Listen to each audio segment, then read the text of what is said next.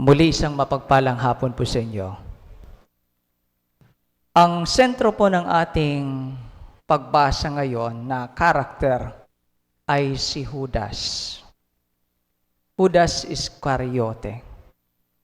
Ngayong araw na ito, sa ating ebanghelyo, pwenekwento po sa atin ang pagkakanulo ni Judas kay Jesus. Ano po ang sabi sa ebanghelyo? How much are you willing to give me kung siya'y ibibigay ko sa inyo? Sabi ni Judas. Tanong pa siya, Ako po ba? Can you repeat that question to me? Ako po ba? Pwede po ba nating ulitin? Ako po ba?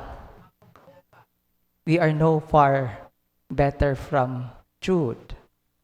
Alam nyo, every time nagkakasala tayo, pinagkakanulo natin ang Panginoon. Ngayong araw na ito sa ating pagbasa, ang mensahe po sa atin na piliin ang Diyos over the things of this world. Piliin ang Diyos over the things of this world. Piliin ang Diyos over the things of this world. Alam niyo, mayroong isang pare na na-assign sa isang isla na may mina. Hindi po si Father Knox. Naalala po niya si Father Knox. Na-assign din po yun sa may mina. Anyway, nung ma-assign siya doon, normally pag nandun ka at pari ka, syempre, influential kang tao.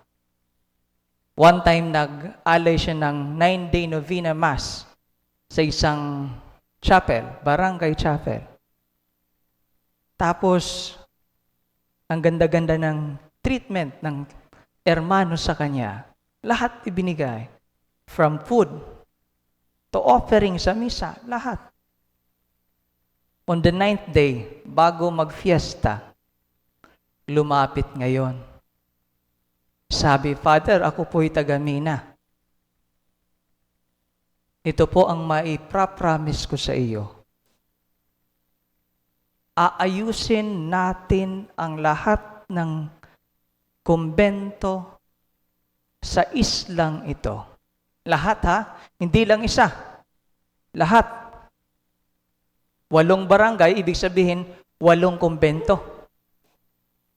Ang daming pera, Ang daming pera. Ngunit, ang naging tugon ng pare, sabi niya, well, hindi naman po kumbento ang pinunta ko dito. Nandito po ako para ipahayag ang salita ng Diyos. Hindi niya pinagpalit ang mga tao.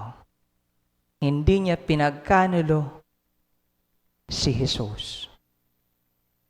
Tayong lahat ay tinatawag to always choose God over the things of this world. Sad to say, marami sa atin pag nasa harap na ng maraming opportunities, nakakalimutan ang Christian values. Mga leaders natin, mostly Catholics yan. Pero pag nasa harap ng maraming pera, ay, magsisisi na lang ako sa huli.